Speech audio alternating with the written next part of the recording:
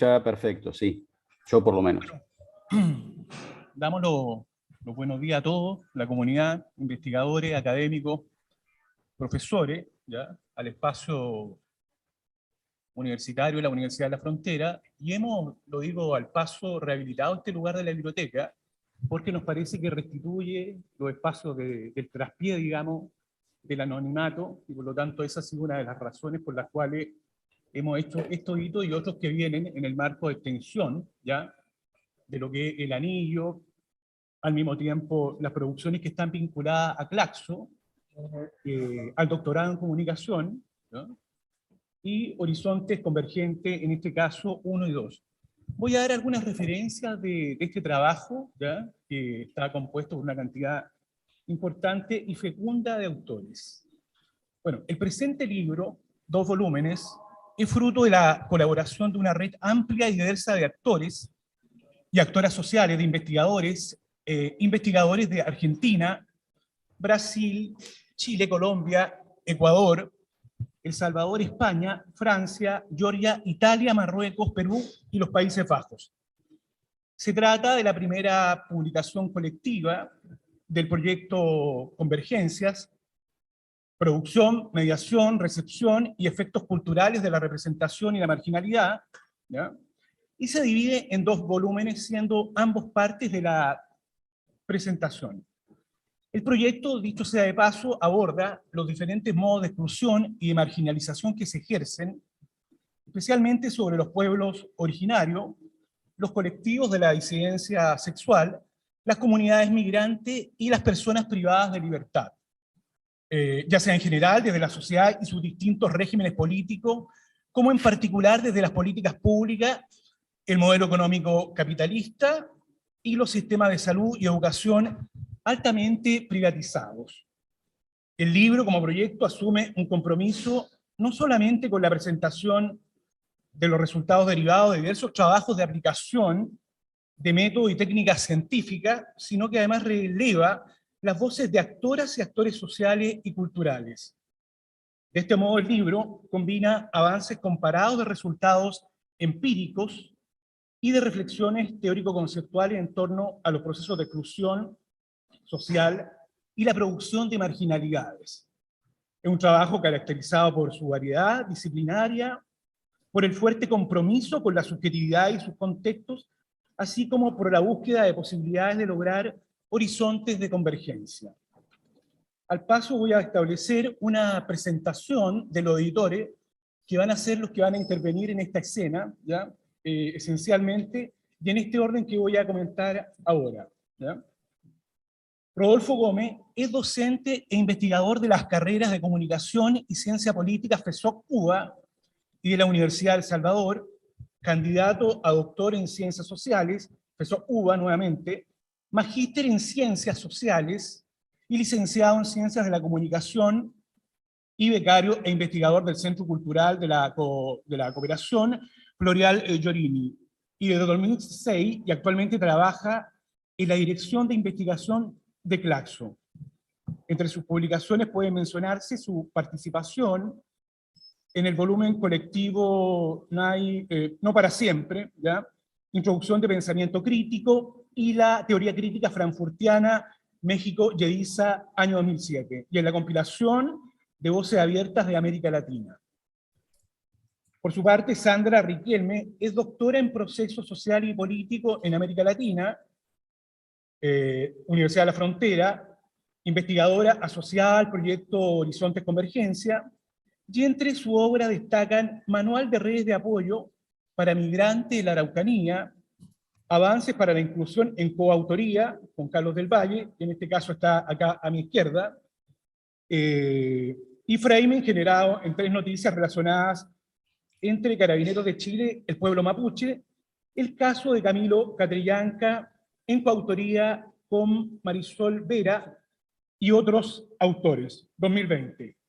Líneas de investigación de Sandra, diferentes tipos de violencia que evidencian grupos en exclusión, que es una de las materias fundamentales que el texto aborda de modo no monolítico, desmasificando, diría yo, la noción de marginalidad mediática y lo que Francisco Sierra en el prólogo al volumen 2 denomina epistemologías del despojo, o mejor dicho, epistemicidio. ¿Ya? Por su parte, Beatriz Pérez Sánchez, psicóloga y doctorada en psicología por la Universidad de Oviedo, España, desde el 2015 y hasta la actualidad trabaja como académica en la Universidad de la Frontera, ejerciendo como docente en la carrera de psicología y programas de posgrado en área de psicología social y psicología jurídica. Además es directora del magíster en psicología jurídica y forense y miembro del propio comité académico.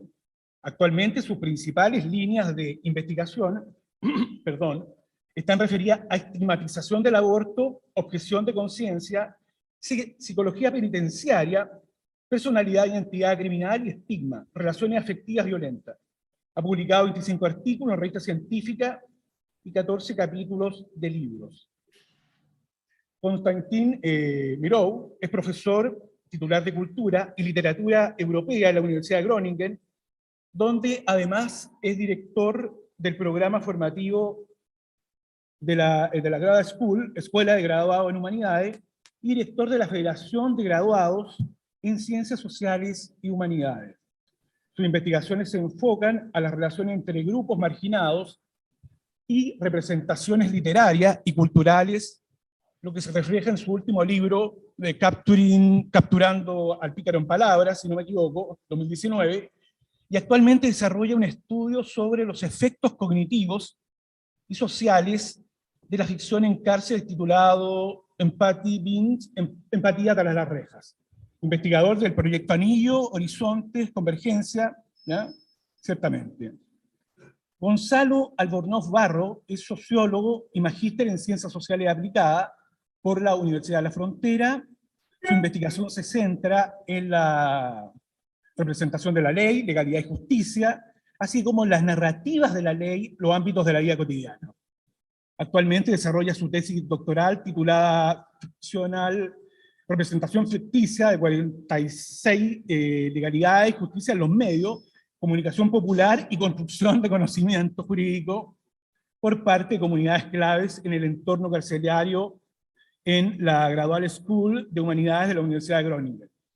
Por último, Carlos del Valle es profesor titular en la Universidad de la Frontera, fue decano de Educación y Ciencias Sociales y Humanidades durante 9 años, es investigador de la Universidad de Groningen, Países Bajos, y profesor visitante en la Universidad de la Sapienza, Roma, Italia, doctor en Comunicación por la Universidad de Sevilla, España, postdoctorado en Comunicación, Medio y Cultura por la Universidad Nacional de La Plata, Argentina, y postdoctorado en Estudios Culturales por la Universidad Federal de Río de Janeiro, Brasil. Ha realizado, lo que siempre me provoca un cierto morbo, más de 200 y admiración publicaciones especializadas en español, inglés, francés y portugués. Recibió Carlos el reconocimiento al mérito profesional del Colegio de Periodistas de Chile. Voy a mencionar, porque me parece de entera justicia, a otro campo de autores que están involucrados en estos 2 volúmenes, ¿ya?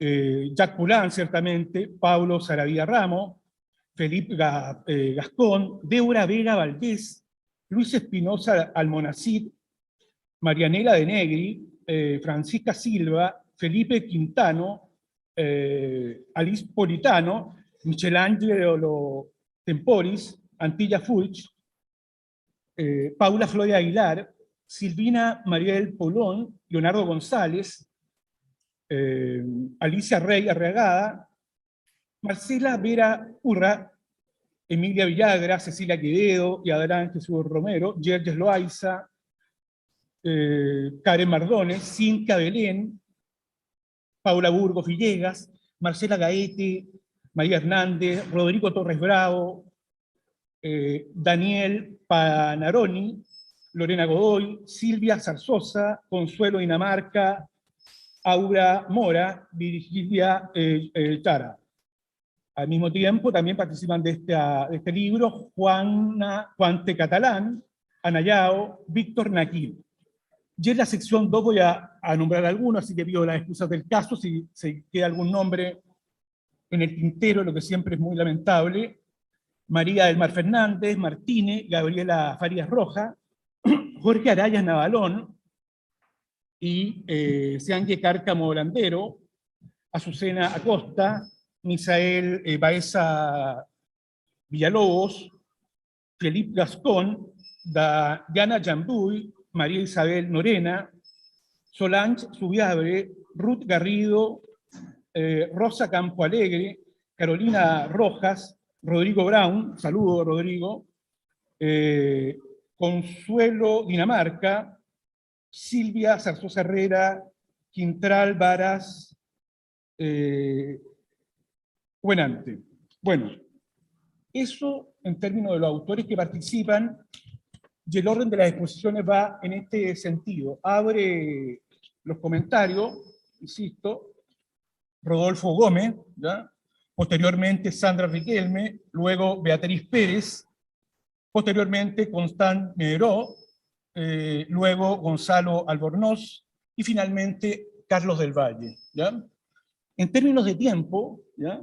Porque a todos la cuestión del tiempo no apremia, cada comentario va a ir del orden de los 5 a 10 minutos. Sé que no es una métrica lo más democrática, pero si se extendieran a 10 minutos ya tenemos una hora, ¿ya? Y si tenemos un breve coloquio ya estamos en 1 hora y media.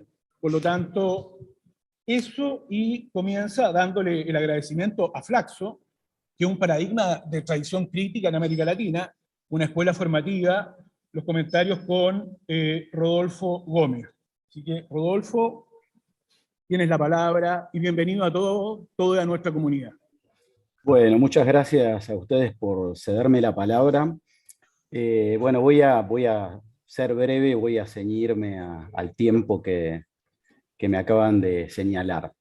Bueno, en principio quiero agradecer muy especialmente a Carlos y, bueno, por supuesto a Carlos en nombre del grupo de trabajo de Claxo de Comunicación Política y Ciudadanía, al proyecto Anillos, etcétera, por acercarnos estos 2 volúmenes que, digamos, comenzamos a trabajar ya el año pasado.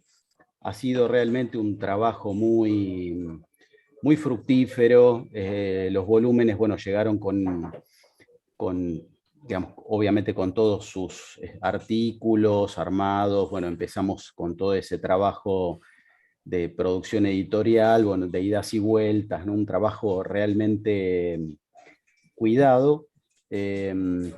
Así que, bueno, en principio quiero agradecer esto a Carlos por esta producción, ¿no? Por esta productividad. Obviamente no solo a Carlos, por supuesto también a todos los autores que participaron del volumen. El volumen sigue, como decían recién, sigue la línea, la tradición, diríamos, del pensamiento crítico que caracteriza al Consejo Latinoamericano de Ciencias Sociales prácticamente desde su fundación, ¿no? Si bien Claxo podríamos decir que es una suerte de gran familia donde conviven toda una serie de líneas, ¿no? De trabajos de investigación de lo que son las ciencias sociales en toda América Latina, es innegable que aún, ¿no? En esa diversidad encontramos ciertas líneas de continuidad que tienen que ver, en principio, con la defensa irrestricta de la democracia en todo el continente, y también en la defensa del pensamiento crítico latinoamericano y la teoría social latinoamericana. En ese marco, por supuesto, encontramos también aquello que corresponde a esta producción, que podríamos decir es una producción que se enmarca en las 3 grandes líneas que tiene Claxo en relación con el campo de estudios de la comunicación latinoamericana, que es, podríamos decirlo, podríamos sintetizarlo así, ¿no? Una línea que aborda, ¿no? O trabaja en relación con los estudios culturales, otra línea que trabaja justamente respecto de los medios masivos de comunicación, ¿no? Y los roles que cumplen en la sociedad, y una tercera línea que bordea el campo de lo que se suele llamar como economía política de la comunicación y la cultura en toda América Latina. Entonces, este volumen es un volumen realmente representativo en esa línea, digamos, de justamente estas 3 corrientes que atraviesan el campo de la comunicología latinoamericana, obviamente atravesado por este funcionamiento relativo a esto que mencionábamos, a estas líneas del Consejo Latinoamericano de Ciencias Sociales, CLACSO, y especialmente, digamos, en el área de investigación, que por supuesto enmarcan en todo este trabajo. Así que de mi parte, en principio, agradecerles esta invitación, esta posibilidad de que yo esté aquí presente comentando en nombre de Claxo este libro. Agradecer también a ustedes por acercarme a esta producción. Realmente creo que es una producción muy, muy importante. Creo que es en un momento en el cual tenemos que hablar de la marginalidad, tenemos que hablar, digamos, de los resultados del capitalismo neoliberal en toda América Latina y también del rol que están jugando actualmente los medios de comunicación en esta construcción, ¿no? Digamos, de esta suerte de marginalidad, ¿no? Que produce el capitalismo neoliberal en toda América Latina y hasta me podría animar más allá de América Latina. Así que bueno, felicitaciones a todas y a todos por esta producción, por este trabajo, en principio. Y bueno, no más que justamente además de agradecer, también señalar la importancia de esta producción en el marco de lo que es las ciencias sociales de toda América Latina. Así que bueno, no más de mi parte, los dejo con Sandra, creo que era la que seguía, así que si no es Sandra, perdón, pero bueno, los dejo para que sigan en este debate y esta discusión. Bueno, agradecemos mucho tus palabras, Rodolfo, y a propósito de la injusticia insalvable, también quiero nombrar, como parte de estos dos volúmenes, a Fernando Fuentealba, si no me equivoco está en pantalla, bienvenido Fernando, a Pablo Bilic, a Rodrigo Brown, bienvenido Rodrigo nuevamente, Francisca Silva y también Angélica Hernández. Todos bienvenidos a nuestra comunidad. Agradecemos, Rodolfo, vuestro comentario y ahora tiene la palabra Sandra Riquelme. Sandra, por favor. Bueno, gracias. Primero que nada, digamos, agradecer a todas, a todos por estar aquí. Agradecer especialmente a Carlos del Valle, a los autores, autoras que han participado, digamos, en este proceso que hoy día culmina, pero que ha sido, digamos, un largo proceso que hoy da a luz, digamos, a través del libro. Espero ceñirme al tiempo, digamos, que me han dado. Espero en justicia, digamos, señalar las bondades de los artículos, la generosidad que han tenido, digamos, los autores, que han coincidido, yo entiendo, con una idea que me parece interesante de relevar, digamos, y que tiene que ver con poner en papel la voz de los que habitualmente, digamos, no hablan, los que están excluidos, los que están marginados, digamos, a los que no tienen voz, que son interpretados por otros, que son significados por otros, a partir de sus propios hábitos. Eh, pero que no siempre, digamos, pueden dar cuenta de sus propios procesos, de sus propias representaciones y de los propios imaginarios, digamos, que sin duda, entendiendo, digamos, entendiendo lo que implica la construcción de un sujeto actor, digamos, están implicados en estos procesos.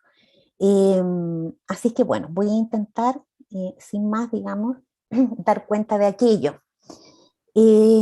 Bueno, decir que en este sentido, digamos, en cada uno de los volúmenes del libro, se observa, digamos, las diferentes colaboraciones, no solo de investigadores de diferentes puntos, digamos, de América Latina, de Europa, sino que también, digamos, convergen diferentes actores y actoras y actores sociales.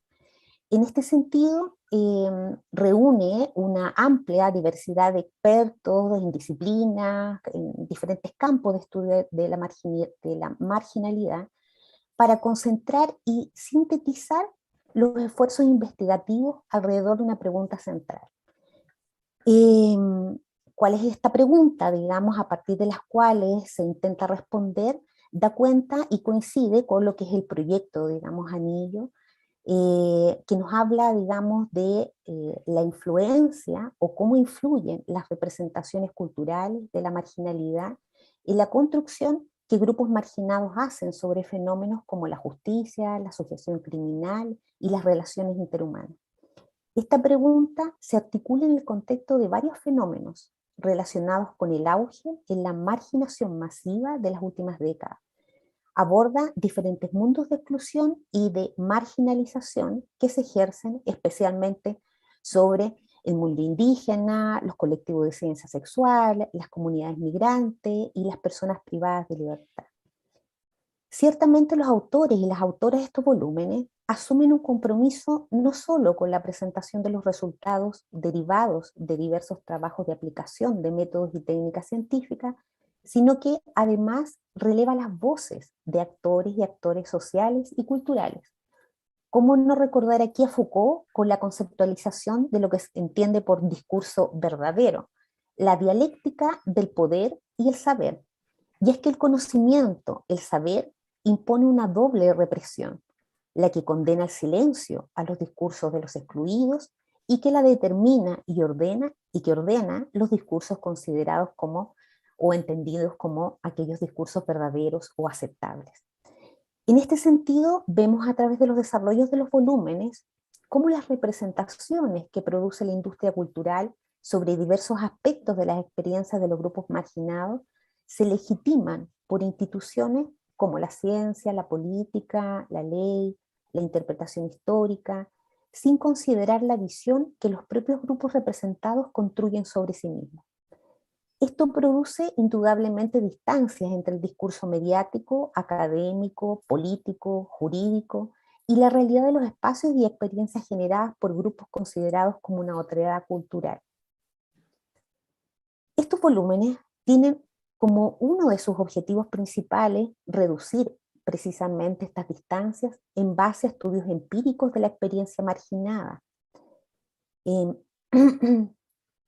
Dada la escasez de estos estudios empíricos sobre los efectos de las representaciones desde la propia voz de grupos marginados, así como la influencia que tiene la industria cultural en estos grupos, cobra sentido.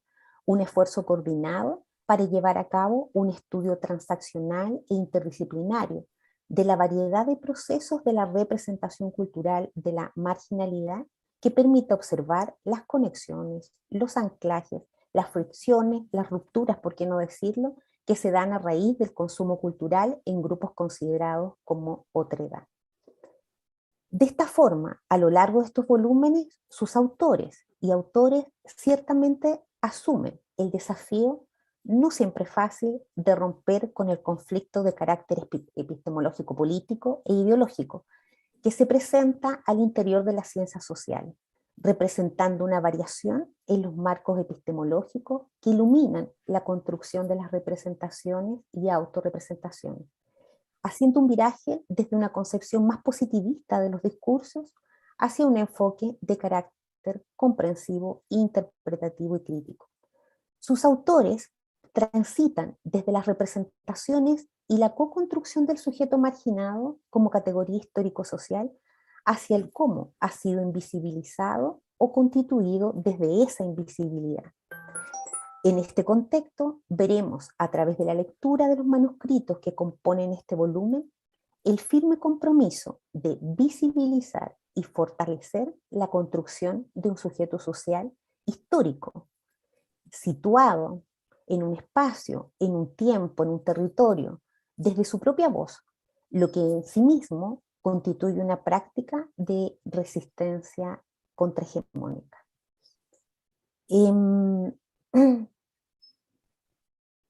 Podríamos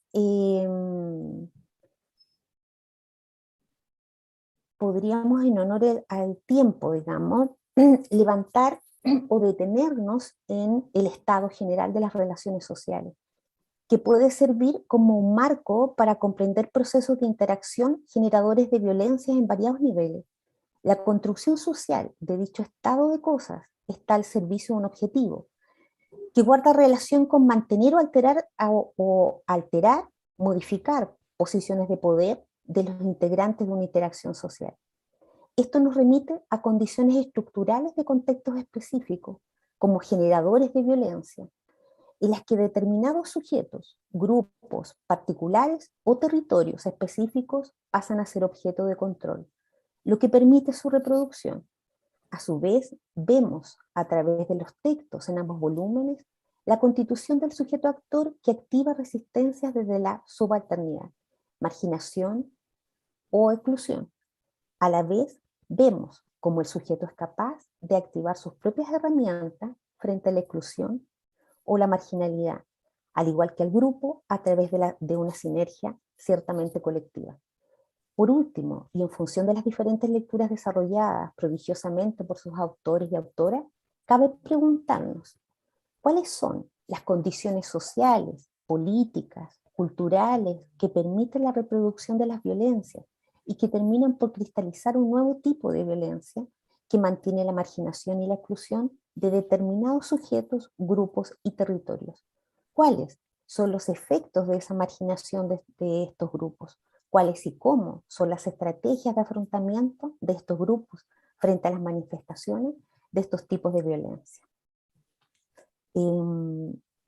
Varias preguntas, digamos, que quedan ahí enunciadas, que anidan, digamos, y están implícitamente desarrolladas o trabajadas, digamos, o levantadas dentro de cada uno de los artículos, y que nos invitan a seguir avanzando, digamos, en estos desafíos, en estas áreas del conocimiento que demandan, hoy en día, demandan respuesta y demandan compromiso, el compromiso que cada uno de las autoras y autores ha demostrado, digamos, y ha dado cuenta en cada uno de estos artículos. Muchas gracias.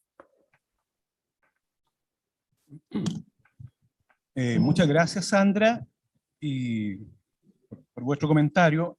Y antes de dar la palabra a Beatriz, y para zanjar las deudas autorales que son siempre primordiales, nuestros saludos también a Marcela Vera, Alejandro Arroz y Alicia Rey. Bueno, dicho eso, queda con la palabra Beatriz Pérez en este contexto, de los 5 a los 10 minutos, Beatriz. Bienvenida y tienes la palabra.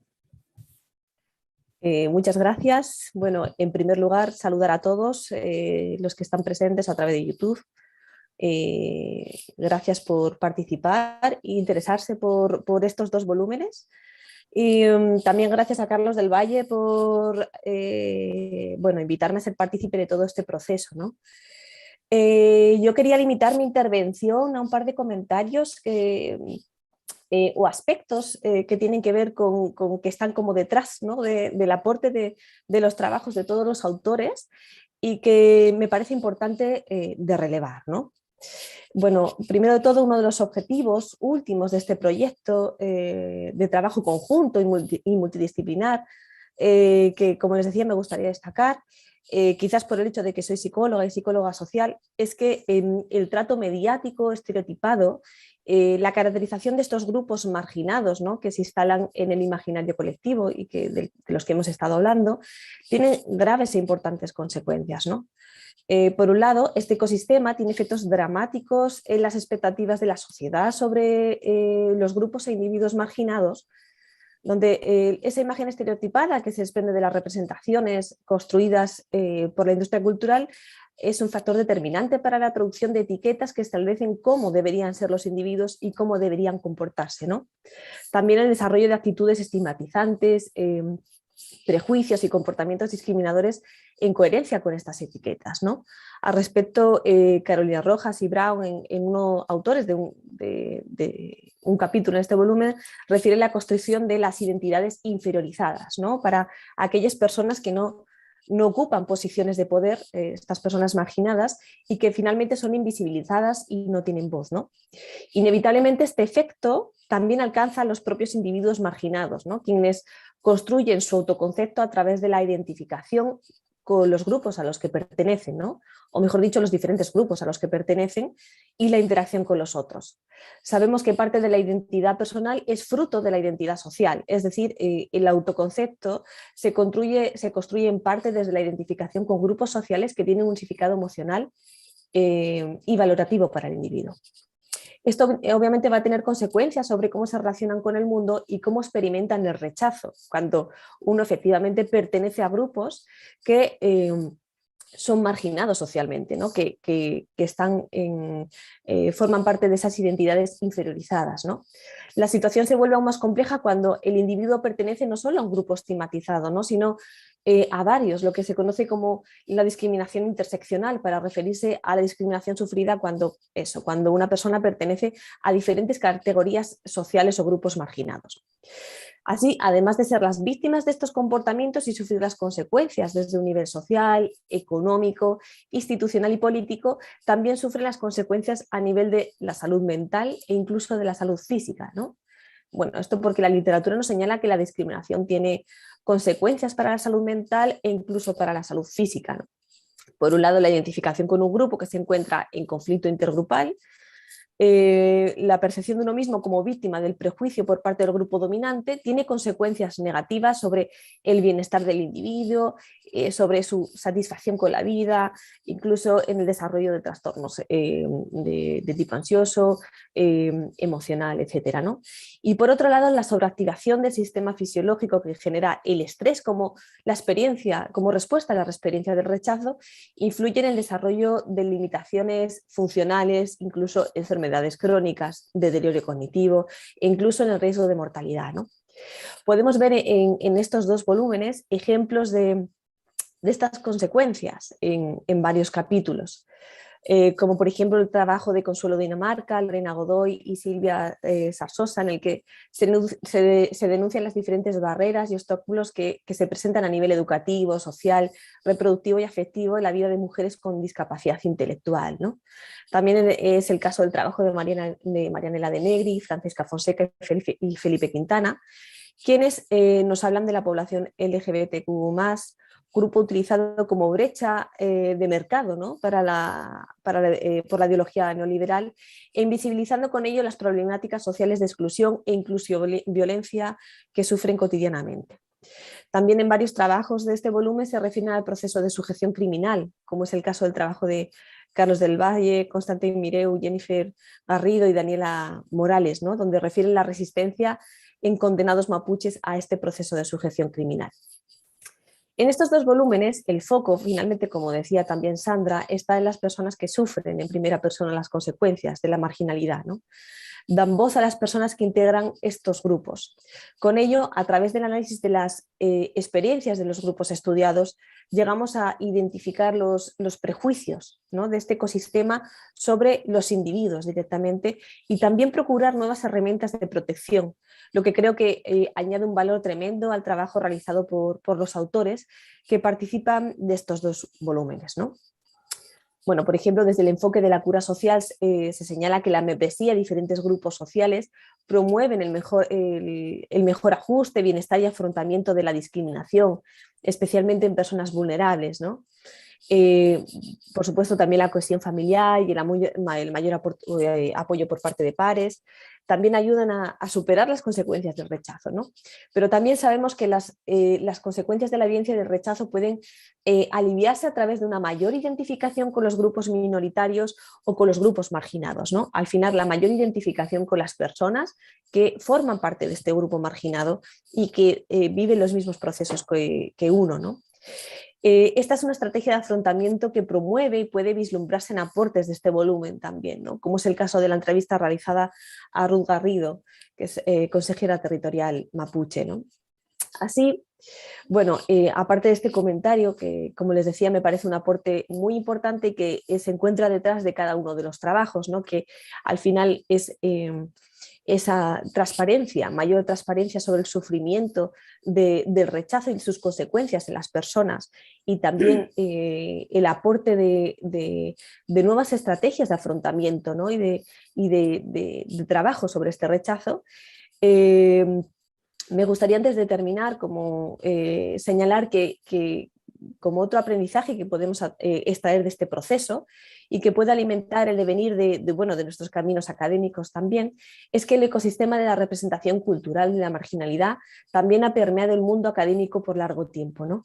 Invisibilizando a estos grupos, ignorando sus necesidades y particularidades en la investigación, y premiando el estudio de los otros, ¿no? El estudio de los grupos más poderosos, más numerosos y que se asumen más significativos para la sociedad, ¿no? Creo que este es otro logro de estos dos volúmenes. No solo da voz a los grupos marginados, sino que insta el desarrollo de conocimiento en la academia desde las minorías, ¿no? Desde las diferencias y las singularidades de los individuos y los grupos. Por ejemplo, podemos señalar el trabajo de Violeta Chitguián, que publica un trabajo sobre factores psicosociales en las trayectorias intelectuales de mujeres chilenas que se encuentran privadas de libertad, ¿no? Donde el foco se pone en las mujeres privadas de libertad, a sabiendas de que el conocimiento científico actual sobre el comportamiento delictivo se ha construido prácticamente ignorando las características diferenciales de las mujeres, ¿no? Y cómo sus circunstancias de vida tienen, y el papel que estas circunstancias tienen en el desarrollo y mantenimiento del existimiento delictivo, ¿no? O también el trabajo de Karen Mardones Leiva sobre las masculinidades en universitarios de la ciudad de Valdivia, ¿no? Que nos habla también de perspectivas sobre el estudio de la identidad de género que tradicionalmente han sido ignoradas por la comunidad científica, ¿no? Y bueno, no quiero extenderme más en estos comentarios. Solo me resta felicitar a los autores por el excelente trabajo realizado.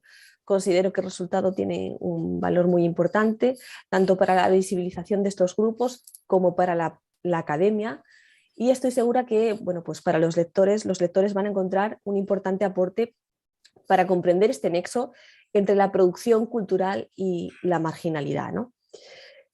Bueno, les invito a que lo descubran leyendo estos dos volúmenes, y bueno, espero que disfruten del proceso tanto como nosotros trabajando en él.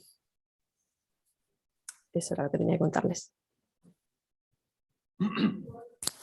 Muchas gracias, Beatriz, por tu comentario y por los nexos que estableciste, y igualmente las gracias las reitero a Sandra, y damos la palabra ahora a Constantín Mirau, que además, y esto en ningún caso es algo menor, por lo tanto introdujo una postilla, hace la introducción al volumen 1 de este trabajo. Por lo tanto, Constantín, bienvenido, y quedas con la palabra. Muchísimas gracias por la invitación, y también me asumo y reitero todas las palabras de agradecimiento, primero a los actores sociales que han compartido con nosotros sus perspectivas, luego todos los autores que han colaborado en los capítulos, luego, claro, los editores, y también a Carlos por liderar ese proyecto en el cual ya llevamos algún que otro año. Desafortunadamente no presencial, pero hemos podido hacer lo que hemos podido a pesar de las circunstancias. Tomando esa noción de la metáfora del ecosistema de la representación cultural de las marginalidades, encima del valor de la diversidad y la pluriformidad de las contribuciones a ese volumen, yo diría que un valor añadido de ese esfuerzo que hemos llevado a cabo es que hay una cierta narrativa que se establece progresando de los estudios de la producción de las representaciones por la divulgación, la circulación, hacia los efectos y impactos de los cuales también hablaba Beatriz. Y es que solemos, trabajando en cada uno de nuestras propias disciplinas, enfocarnos en las soluciones que complementan a nuestras disciplinas, ¿no? Es decir, si uno es psicólogo, intenta trabajar, actuar en lo que es la psique del sujeto, ¿no? Mientras que a veces el fenómeno psicológico también puede cambiarse por una intervención a lo mejor en la representación mediática, que es el campo del colega que trabaja la comunicación. Pero requiere de un espacio y una plataforma en que estas dos capacidades académicas se juntan para realmente poder cambiar no solamente el fenómeno desde la perspectiva así disciplinaria que uno tiene. Y así un aspecto de la diversidad que tiene ese volumen, esos dos volúmenes, es también que requiere un lector activo, un lector que realmente completa la dinámica interdisciplinaria que hemos intentado construir entre todos nosotros. Por un lado, nosotros hemos aportado nuestras perspectivas disciplinarias, en muchos casos en equipos ya interdisciplinares de escritores y autores, pero ahora requeremos un lector que de allí saca el fruto de poder combinar casos de estudios, de los cuales hay mucho. Entonces, hay un por qué leer, hay una diversidad de casos, hay una urgencia social, de la cual también estaba hablando Sandra, ¿no? Y Rodolfo. Pero también hay un cómo leer. Entonces, mi desafío para los lectores sería intentar establecer conexiones entre los muchos casos de estudios y tomarlo como una especie de punto de partida e ir añadiendo a ese cuerpo de conocimiento que hemos intentado ir construyendo.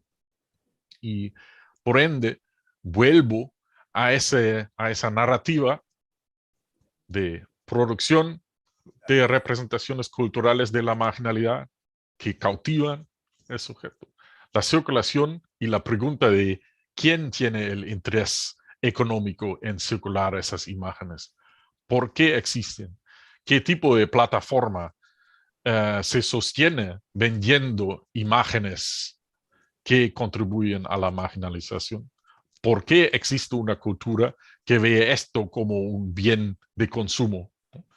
Luego, ¿cómo afecta a los sujetos mismos?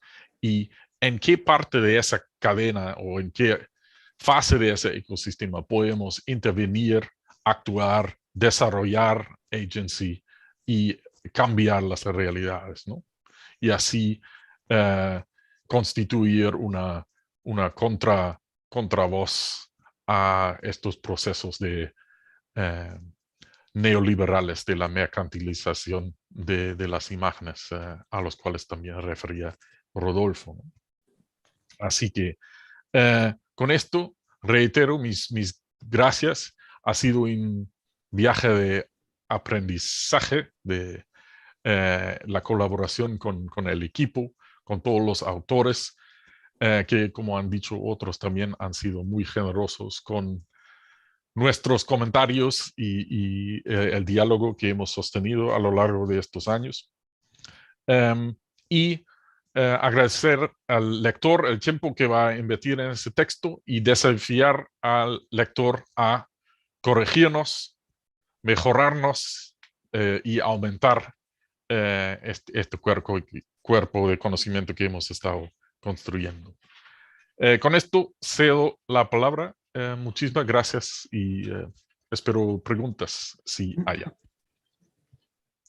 Bueno, en primer lugar, gracias a ti, Constantín, por haber establecido esta lectura de conjunto, porque además siempre es útil tener un lector asediante que vaya viendo los contrapuntos, las continuidades y discontinuidades que hay en este texto absolutamente productivo, liderado por Carlos del Valle.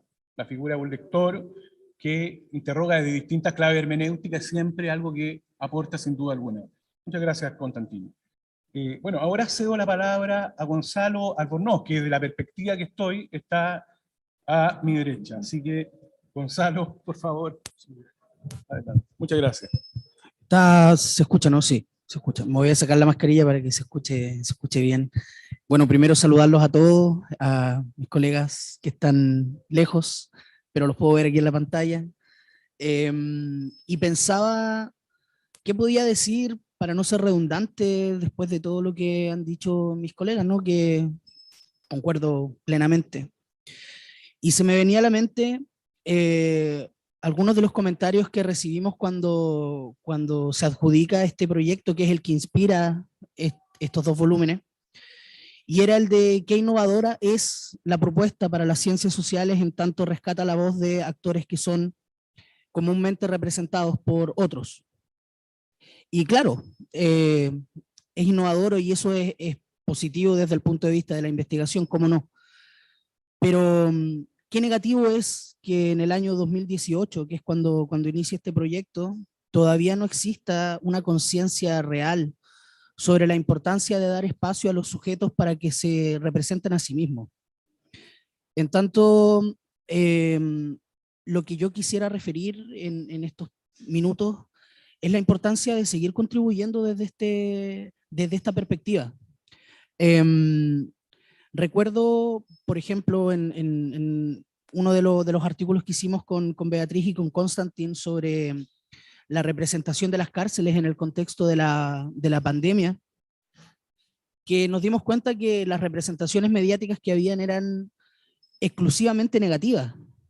Sin embargo, los que hemos tenido la posibilidad de estar en contacto con el mundo de la prisión, nos damos cuenta que dentro existe la misma diversidad de sentimientos, de emociones, de aspectos, de eventos que fuera de la cárcel. También existe solidaridad, por ejemplo, entre los reos compartiendo cuando recién inicia la pandemia, no se podían entrar muchas cosas a la prisión, y ellos compartían lo poco que tenían, el mate, la ropa, los artículos de limpieza, o por ejemplo en las cárceles de mujeres, que fue prácticamente no tratada dentro del espectro mediático de la pandemia, ellas haciendo mascarillas, no solo para ellas o para los familiares que las iban a ver, sino también para gente que estaba afuera.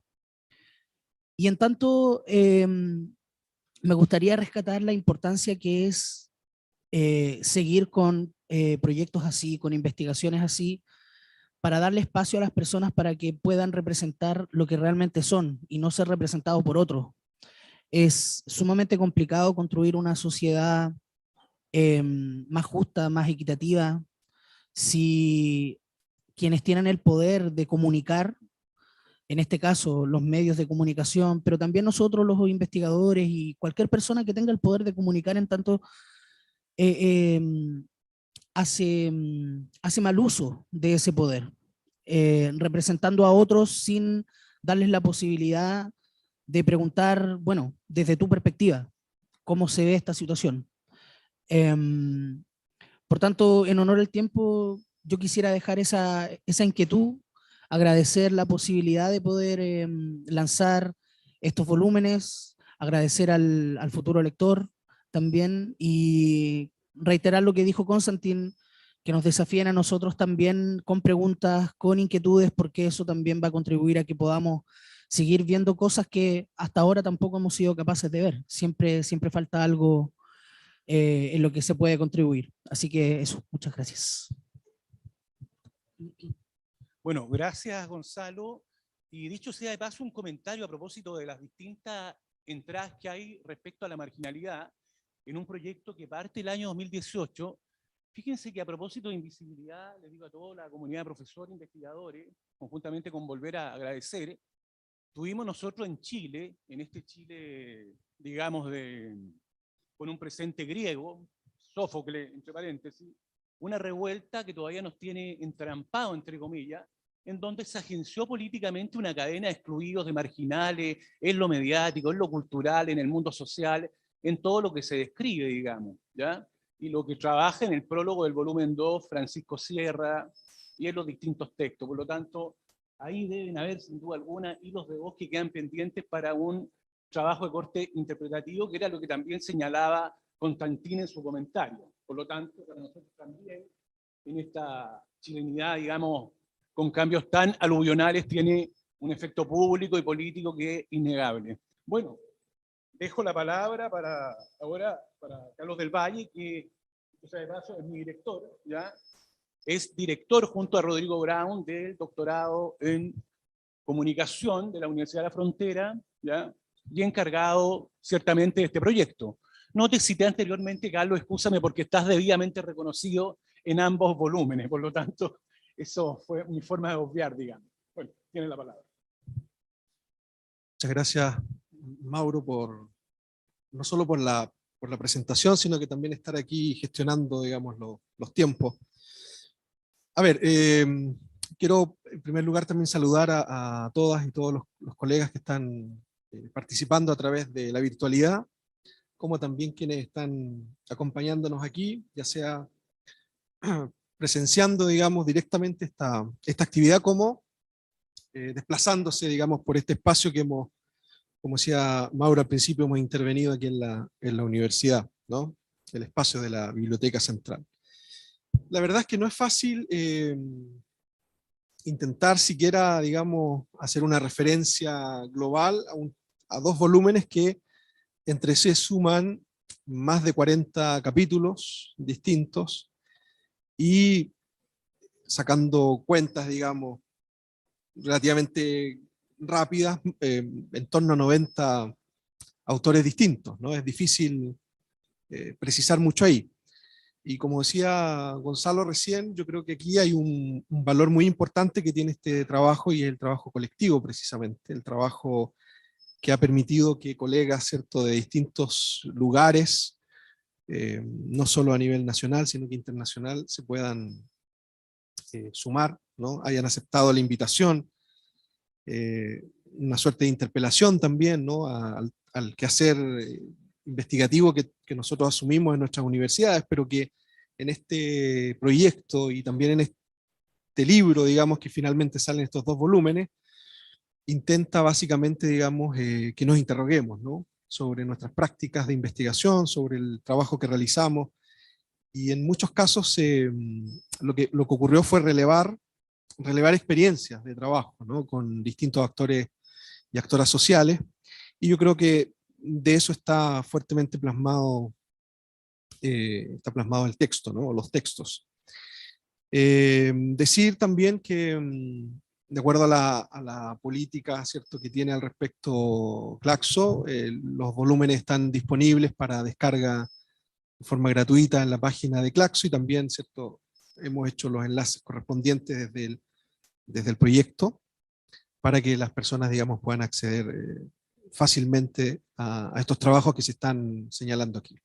Yo no quisiera, en verdad, tomar mucho más tiempo porque hay varios colegas que están aquí, veo todavía en la pantalla, digamos, y que participaron de este texto, así como lo hicimos nosotros, y que probablemente sería bueno, ¿no?, que pudieran también compartir un poco su experiencia de trabajo, y dejar por lo tanto los minutos que restan para eso, y luego, desde luego, el diálogo que se pueda propiciar a continuación. Muchas gracias.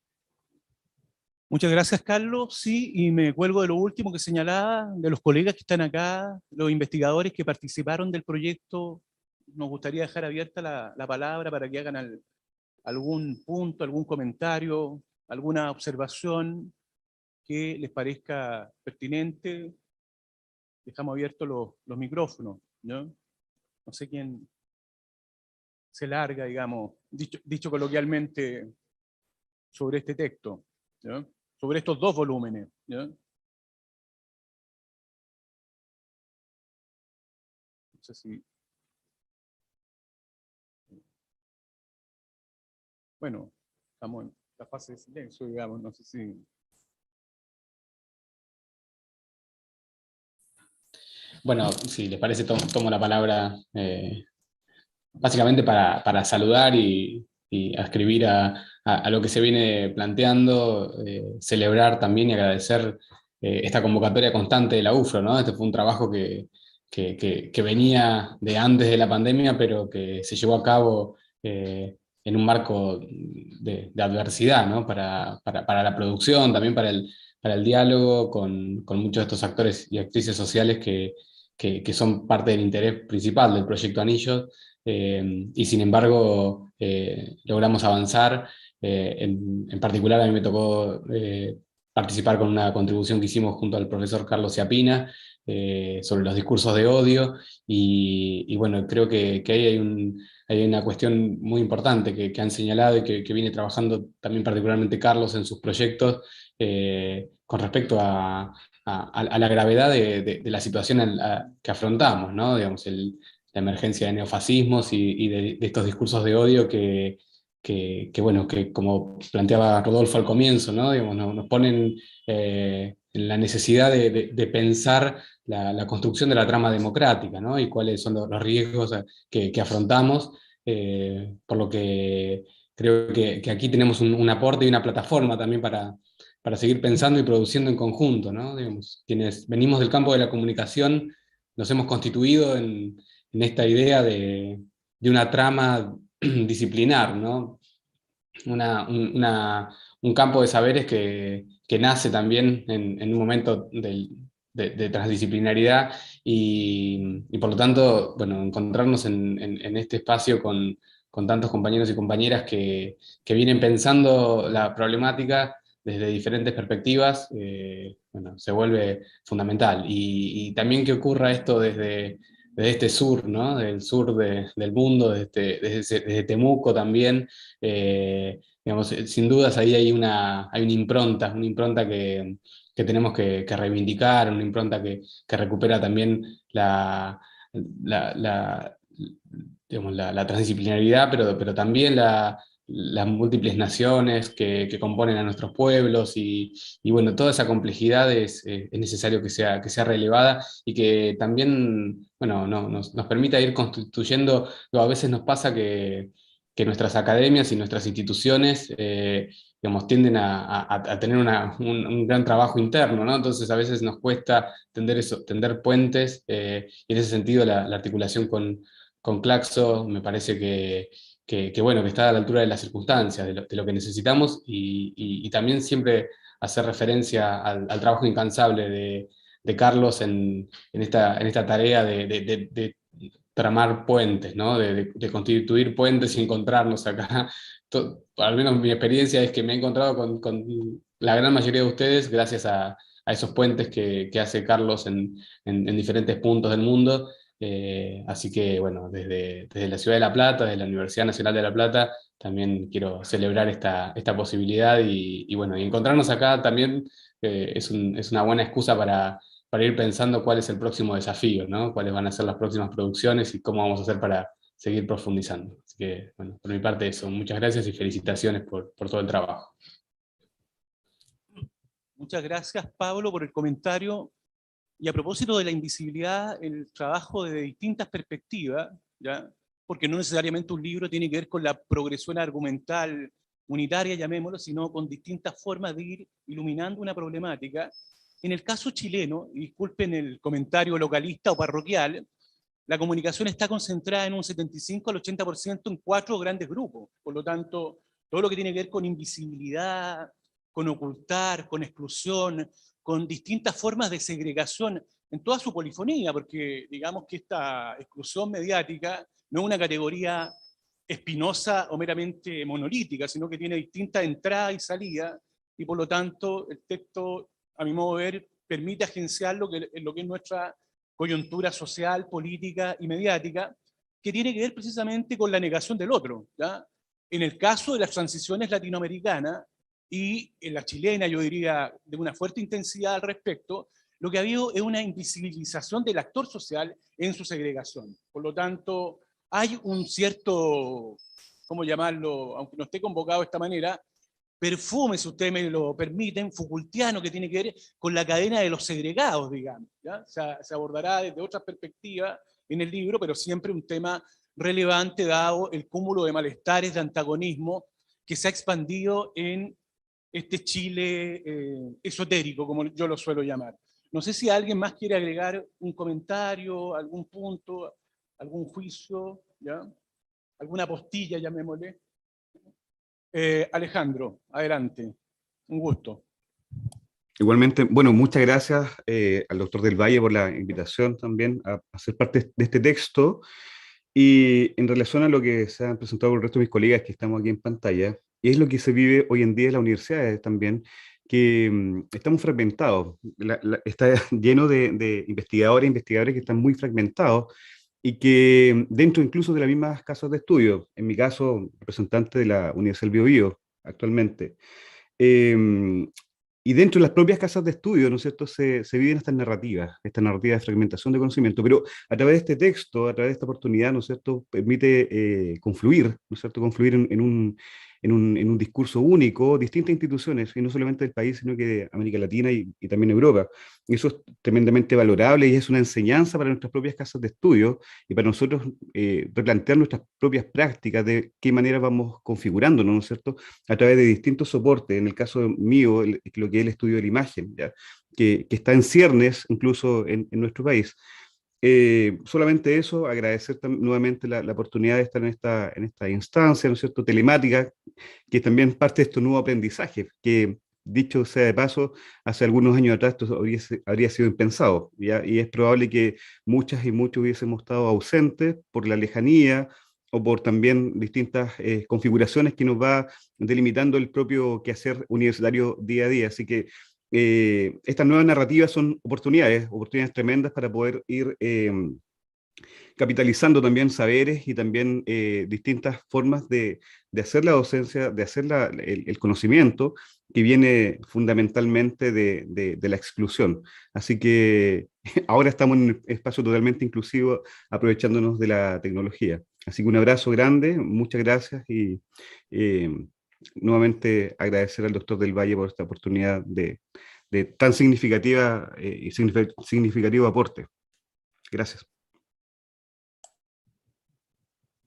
Muchas gracias, Alejandro, por tu comentario. Bueno, y también a propósito de la fragmentación de los espacios que se vive acá, que el libro también puede ser concebido como un instrumento de aporte a las esferas públicas, a la ciudadanía. Eso es siempre una cuestión relevante, que sea una externalidad y un aporte desde el campo universitario. No sé si hay algún comentario más, alguna precisión por hacer los que están acá, dado que estamos en esta escena de congregación y segregación por el capitalismo de las plataformas, pues, ¿no?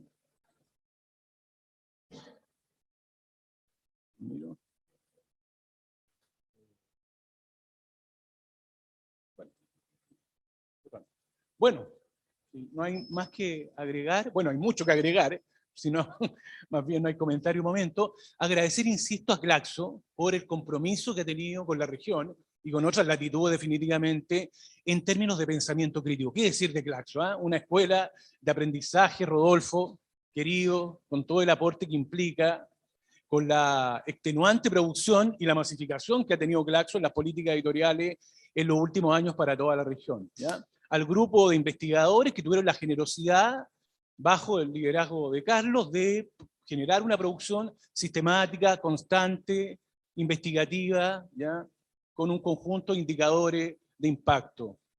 Ciertamente a Convergencia, al Anillo y a la Universidad de la Frontera, que ha permitido que nos demos cita acá. Y si en los comentarios, en las presentaciones, se me quedó algún nombre, pido excusa insalvable, digamos, a todos los que estuvieron en este extenuante proyecto. Así que les damos nuestro saludo y esperamos seguir, digamos, con otro tipo de proyecto y avanzar en esto con Claxo, con el Anillo y con la Universidad de la Frontera. Así que de mi parte, pero también de los que estamos en la comunidad de la Universidad de la Frontera, un fuerte abrazo para todes y todes. Nos estamos despidiendo. Que estés muy bien. Fuerte abrazo. Saludos a todas y a todos. Un gusto compartir esta presentación con ustedes. Y de seguro que seguiremos con muchos más trabajos con Claxo y con el grupo de trabajo y con la Universidad de la Frontera. Gracias. Gracias a ustedes. Fuerte abrazo a todos. Que estén muy bien. Chao, chao.